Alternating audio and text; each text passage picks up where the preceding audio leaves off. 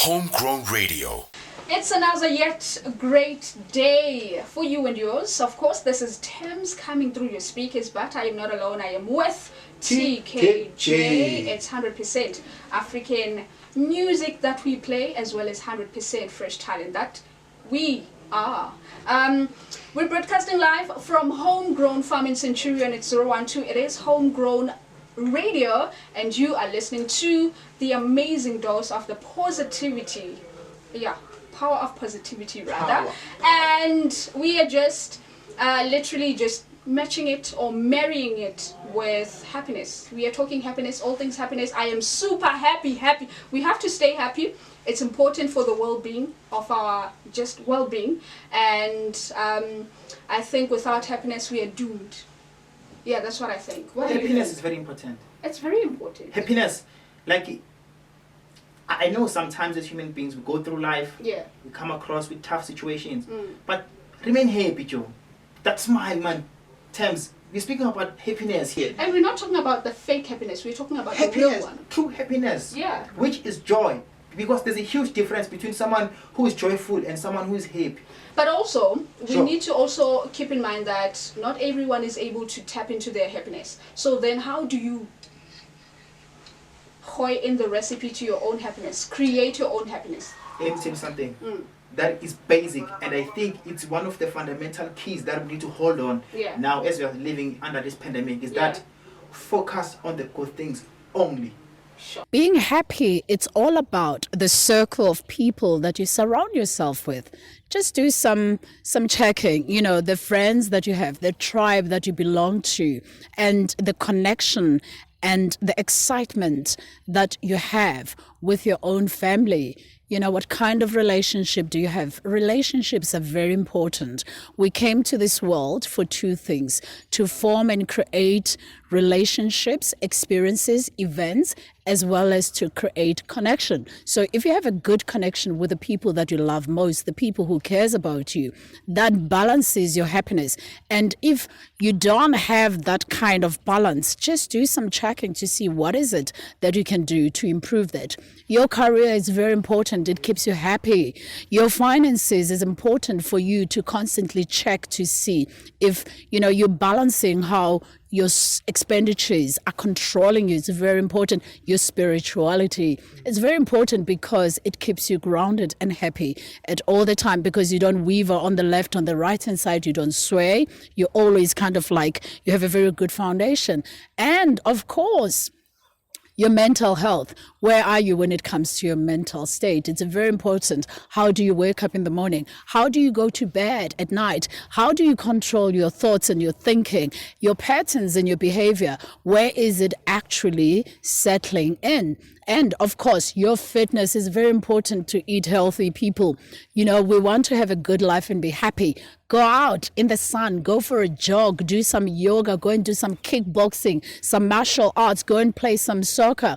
Because the more you release something in your body, what you're releasing, that energy that's pumping up the adrenaline, it's working in parallel to your brain. So that's how you keep happy. Read, educate yourself on so many things that we have. There is so much to learn on a daily basis, and try and stay positive. Be surrounded by people who can uplift you and people who can make you to become a better person. Being happy all the time is very important, but also you need to know why you are sad. So focus on what's bothering you, and then you'll be able to become happy. Build on what makes you happy.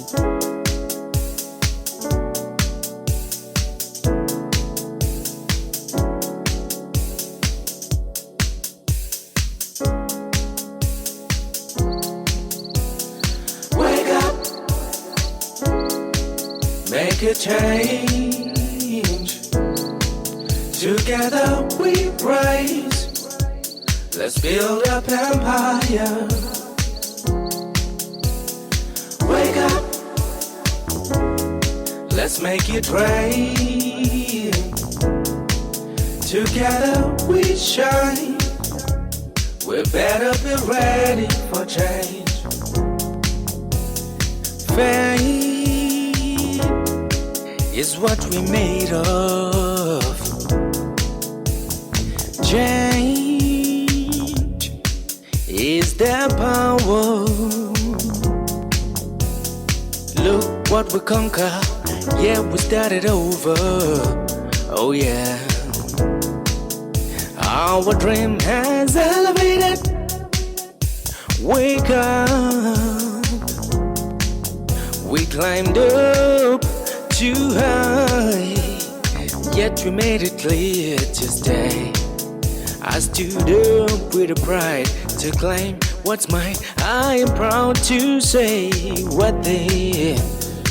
Wake up, make a change.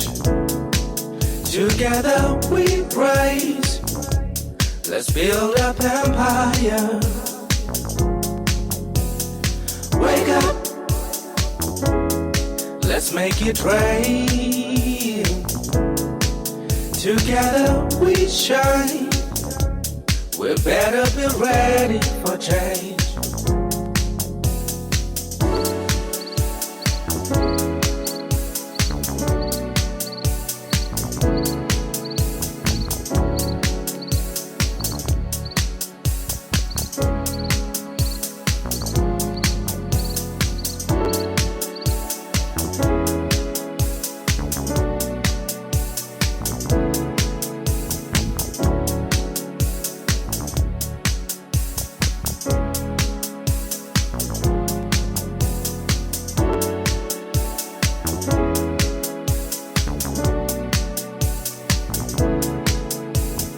Dreams come true.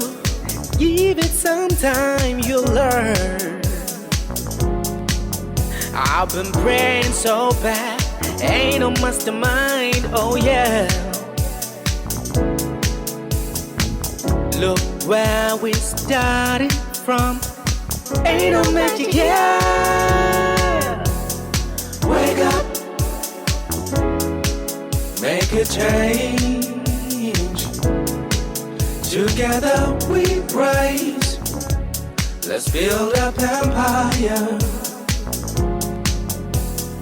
Wake up. Homegrown Radio. Hello, everyone. I would like us to begin with a short exercise. So can everybody place their hands like this? Reach out your hands. Thank you. And I will count to 3. And when I say 3, I want you to clap your hands, okay? 1, 2, 3. So I did this to show you that we don't always do as other people tell us to do. We'd rather do as other people do. And this is important when it comes to creating well-being in ourselves and in others. I'm a psychologist, and I train organizations, teams, and individuals in creating happiness and well-being. And a couple of years back, I co-authored a book on the science of happiness. But when the book was published, I was actually in the middle of a life crisis. I'd just broken up with the person who I thought I'd spend my life with. I had no place to live and no job. And I think this is a very common human experience. We all face problems. We end up in crisis sometimes, and we struggle. But at the same time, I think most of us, we long for that other kind of life that entails meaning and connection and happiness. But it's kind of difficult to live this life, to always be there in this happy place. And today, I want to show you why your brain is not always on your side when it comes to creating happiness, but also what we can do to counter this. And it's not going to be by just positive thinking. This takes positive action, because happiness is a skill we all can train and work on. I want us to start here. How it's not just about positive thinking. So let's begin with this. Have you ever found yourself in a situation where you're really worried about something, and you kept worrying even though you knew that worrying won't change the situation or help the situation in any way, and nevertheless you just kept on worrying? Hands up. Right? We're all doing this. And if we could have total mind power and just switched over toward these happy thoughts, we just have done that and get on with our lives. But that doesn't really happen, does it? And did you know that about half of the time that you've been listening to this speech, your mind has probably been wandering off, thinking about other things? According to a study by Daniel Gilbert and Matthew Killingsworth, our minds wander 46.9% of the time we spend awake. So our thoughts are automatic. They have a life of their own. And to create happiness by just controlled positive thinking, I think it's hard, if not even impossible.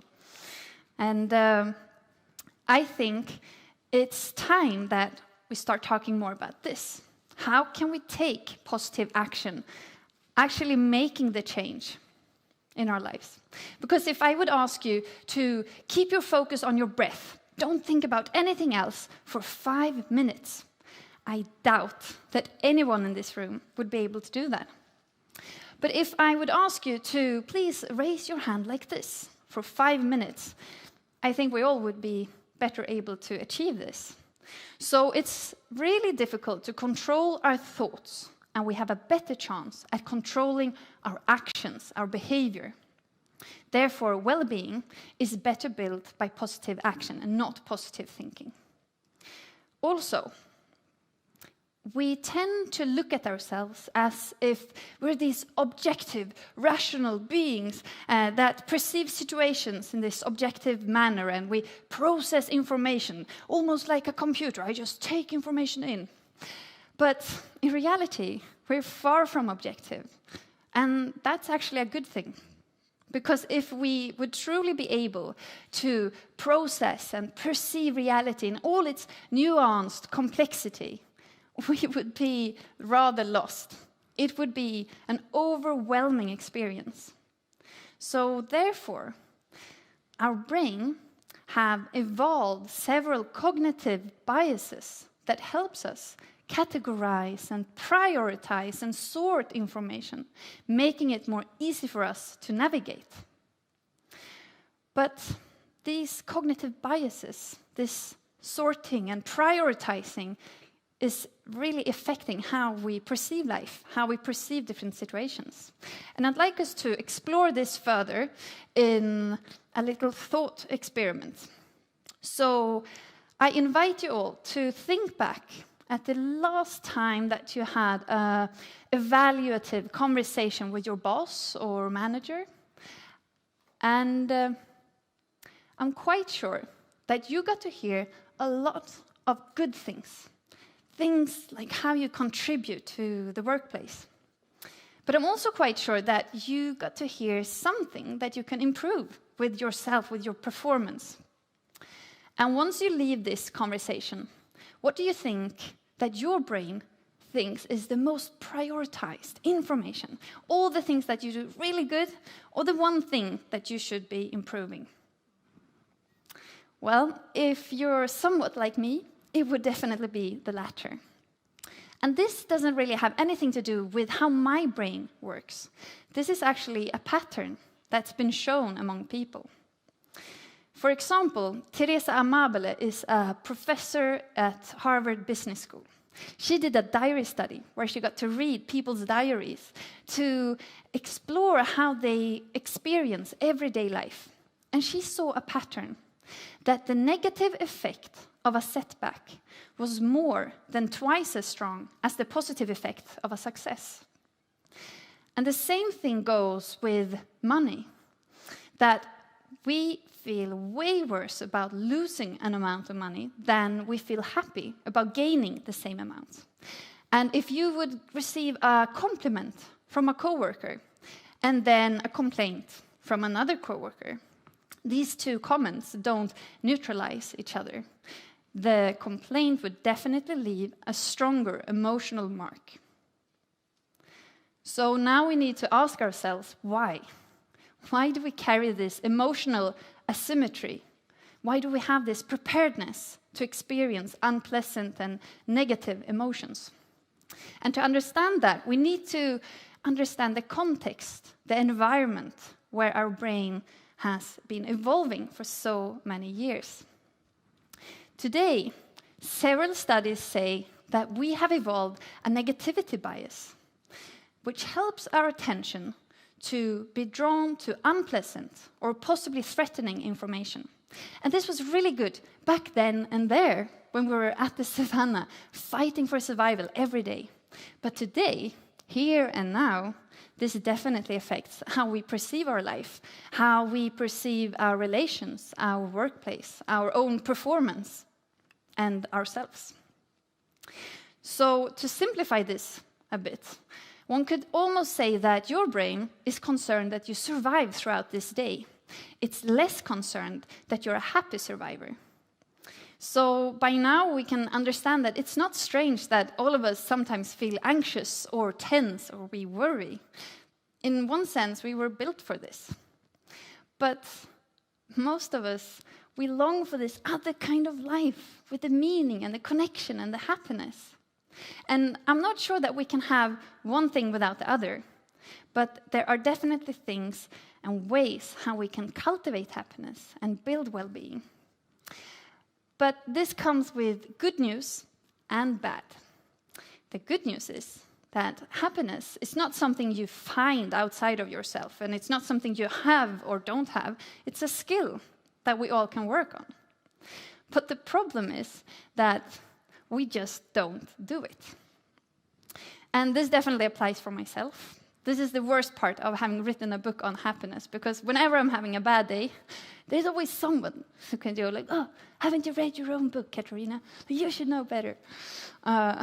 So I've learned that not even experts on happiness knows how to turn knowledge into action.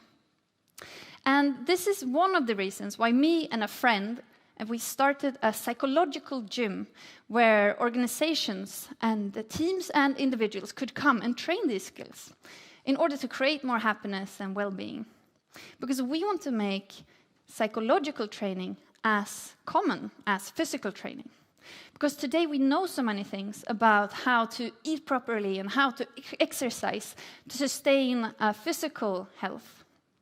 But what would be the psychological version of a green smoothie or of doing 50 sit-ups? Is there really such a thing? And I would say yes, definitely. There's a lot of different exercises and things we can do, building healthy habits for ourselves. And I would like to present an example of this. So once you've finished listening to this speech, when you're leaving this room later tonight, I'd like you to bring out your smartphone and text a kind, appreciative gratitude text to someone that you care for. And maybe you can just notice how that feels. And this is a good example of an exercise that I often do with leaders and teams. And just a couple of weeks back, I did this at a 2-day leadership conference. And later, I found out that one of the participants had texted his wife, writing, "I love you very, very, very much," which made the wife think, what are you doing at that leadership conference? And it just texting one person at one time, it won't change the world in any way. But turning this into a healthy habit over time can have a large impact. And to dedicate this habit to caring for your relationships might be one of the most powerful actions that you can take when it comes to happiness. So this might be the green smoothie that you've all been waiting for. According to several studies, having functioning relationships is as important, if not even more important, as exercising well and having a good diet.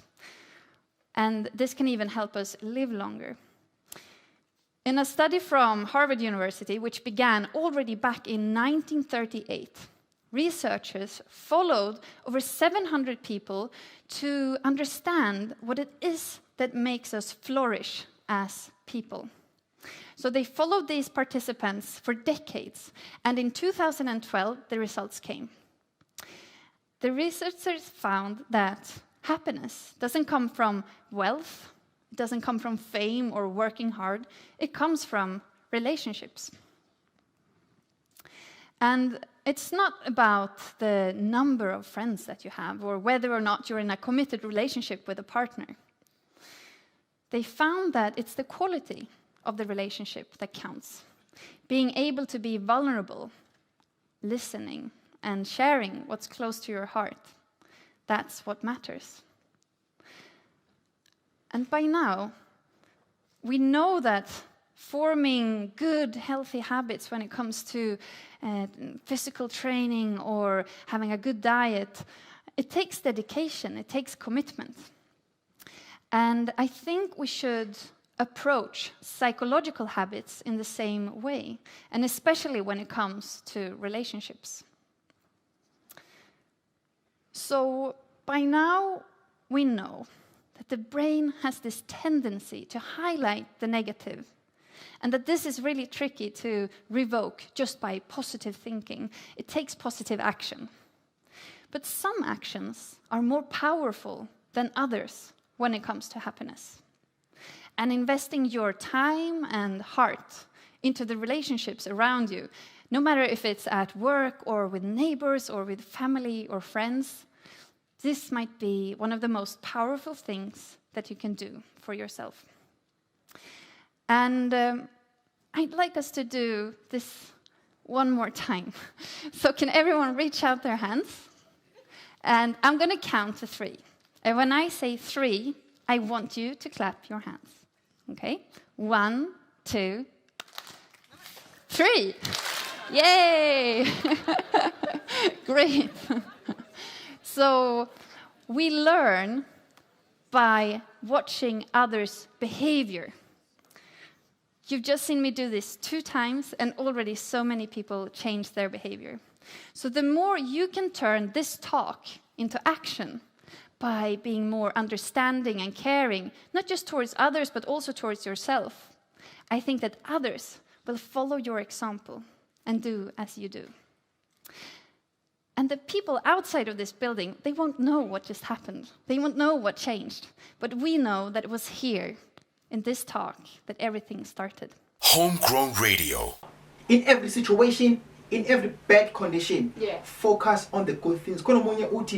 Guys, do you know that in each and every bad situation that you're going through, there is something good that you can take?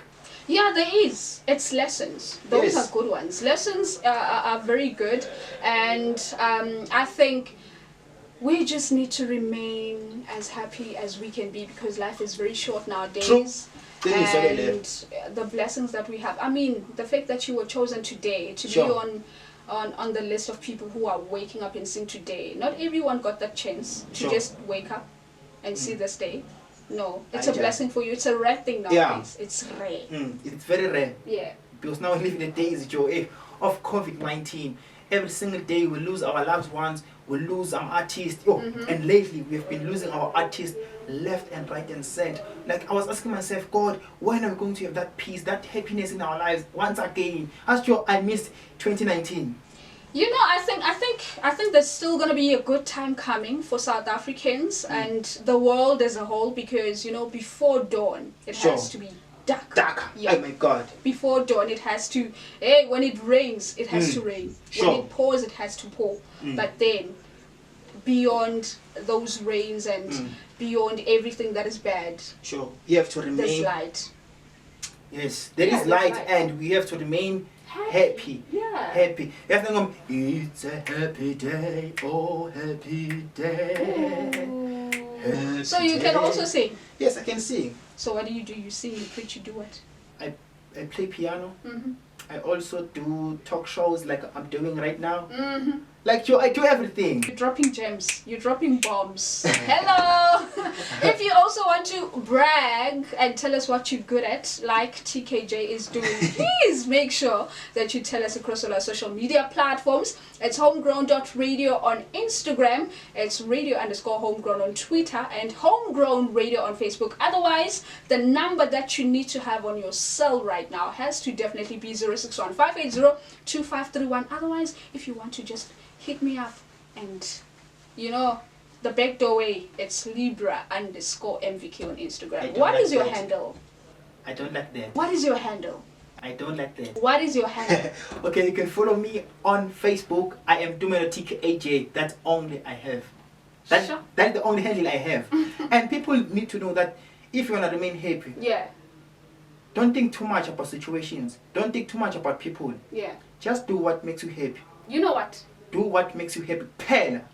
Keep grinding, boy. I have a question for you right now at home. Are you happy? If not, when are you creating your own happiness? Think about it before you respond. Once you have it, respond to us. We'd love to hear from you. But for now, we have to love and leave you. Thank you very much. This is Power of Positivity with Thames and TKJ. TKJ. Happiness for me, it is best defined as an emotional state of being joyful, thankful, fulfilled, content, and satisfied with what they have and who they are. Happiness for me, it is when a person's energy vibrates at a higher frequency. Happiness for me, it is when a person focuses on what is good in life, yet knowing that there is bad, evil that is happening in this world, and yet they choose to be happy. That is happiness for me. Kubalulekile ukuthi umuntu ajabule ukuthi uzame ukuhlala ujabule, and ngesinye isikhathi akukho lula ukuthi ungahlala ujabule, kodwa enye into futhi ebalulekile ukuthi ungabhezi injabulo yakho kwabanye abantu kodwa uzijabulise wena. So staying happy is good for your soul, staying happy is good for your heart, staying happy is just good for your overall health nje. Happiness yafuneka empilweni. Umuntu afuneka ukuthi ahlale ajabulile, like mawujabulile ingqondo yakho iba free, ukwazi ukwenza into eziningi, ukwazi ukuya emsebenzini, ukwazi ukukhuluma nabantu. So uma ungajabulanga like into zakho zihlala kungahambi kahle, you understand? So like umuntu uyadeserve ukuthi abe happy empilweni, azokhona ukuthi ilanga lakhe or whatever ayenzayo ihambe kahle, ihambe ngendlela ayifuna ngakhona. So umuntu uyadeserve ukuthi abe happy empilweni.